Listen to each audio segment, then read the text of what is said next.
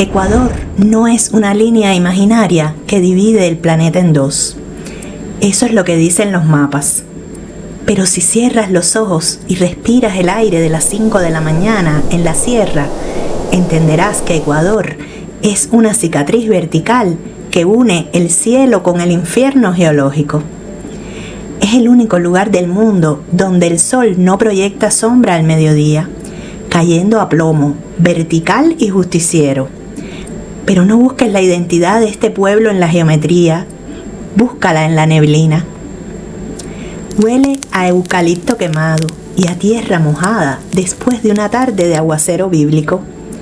Huele al canelazo, hirviendo en una olla de barro. Esa bebida dulce y fuerte que engaña al frío, que se te mete en los huesos. Ese frío traicionero de la altura que no te congela, te muerde. La gente aquí tiene una cortesía que desarma. Es el país del mande y del deme haciendo, del diminutivo para todo, como si achicando las palabras pudieran suavizar la dureza de la vida. Un cafecito, un ratito, un dolarito. Detrás de esa suavidad, de ese hablar cantadito y pausado, se esconde la resistencia de la roca. El ecuatoriano es como sus volcanes. Por fuera, un nevado sereno, majestuoso, callado, bajo un poncho de nubes. Pero por dentro hay un fuego que nunca se apaga, una lava histórica esperando su momento. Es el taxista que te cuenta su vida mientras esquiva baches con maestría. Es la caserita en el mercado que te regala la yapa, ese extra gratuito que es puro amor comestible, aunque ella misma tenga poco. Ecuador es una contradicción hermosa, gente de trato suave viviendo sobre una tierra indomable.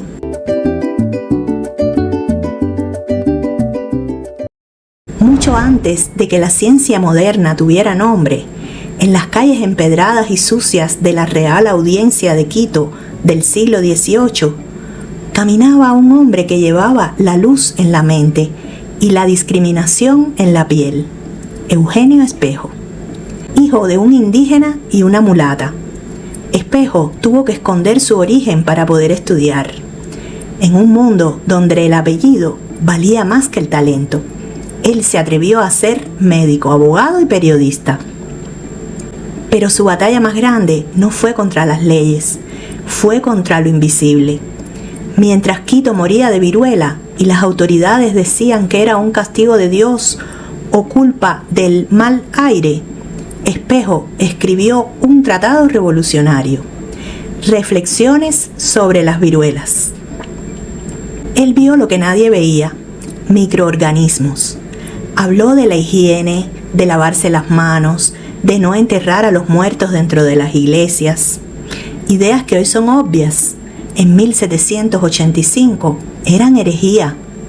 Imaginen su soledad, gritando verdades científicas en una sociedad sorda, encerrada en prejuicios.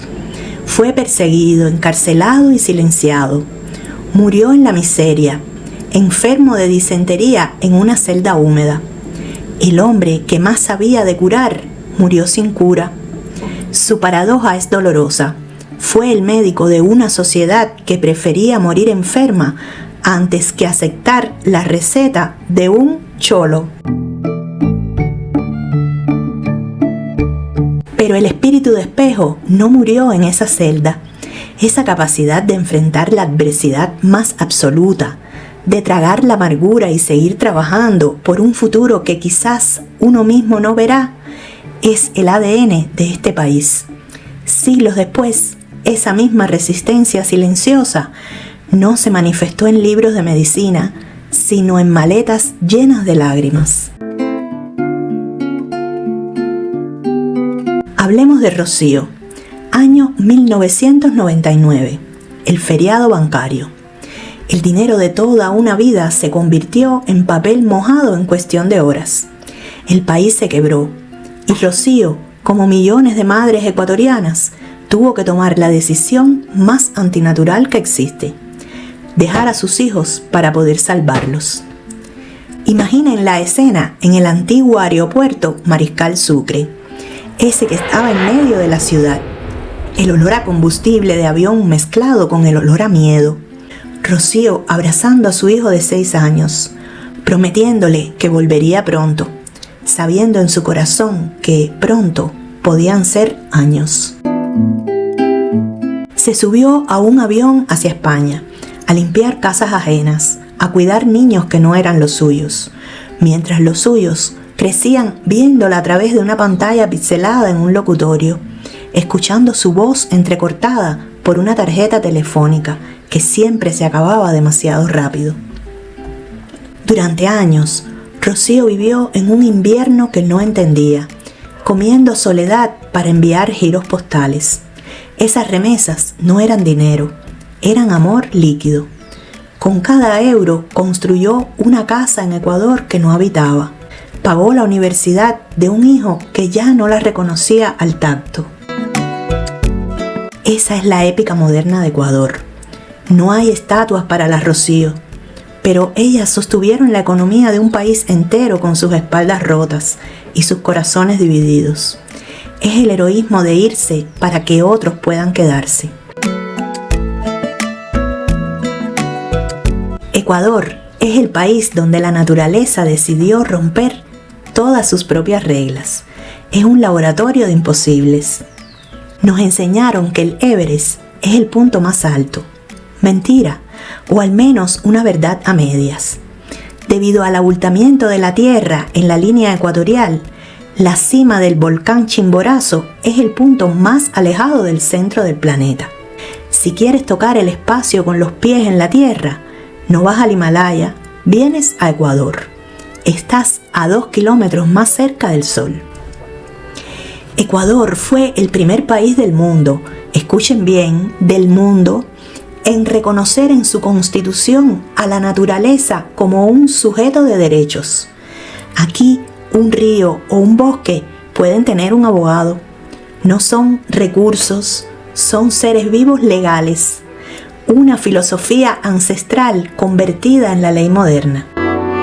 Las Islas Galápagos no son solo tortugas gigantes, es el lugar que le enseñó a la humanidad de dónde venimos. Darwin no descubrió la evolución en un laboratorio de Oxford, la descubrió mirando picos de los pinzones en estas islas de lava. En el Parque Yasuní, en una sola hectárea de selva, hay más especies de árboles que en todo Estados Unidos y Canadá juntos. Es la biblioteca de la vida más densa del planeta. Ecuador nos enseña algo fundamental sobre la condición humana. El equilibrio es posible incluso sobre el fuego. Vivir aquí es aceptar que la belleza y el peligro duermen en la misma cama. Somos el centro del mundo, sí, pero no por una coordenada GPS. Somos el centro porque aquí convergen el dolor de la partida y la alegría del regreso. Somos los hijos de Espejo, que buscan la verdad aunque duela, y somos los hijos de Rocío, que cruzan océanos por amor. Este país te demuestra que no importa cuán pequeño te veas en el mapa, si tu corazón tiene la fuerza de un volcán y la paciencia de una montaña, eres gigante. Ecuador no se explica, se siente en el primer sorbo de aire helado que te recuerda que estás vivo, y en el abrazo cálido que te dice que no importa de dónde vengas, aquí siempre tendrás un hermano, un ñaño, dispuesto a compartir su mesa contigo. Soy Luisa, y si este viaje por el alma de Ecuador te ha tocado, suscríbete y acompáñame a recorrer el resto de nuestra América, porque hay historias que solo se entienden cuando se escuchan con el corazón.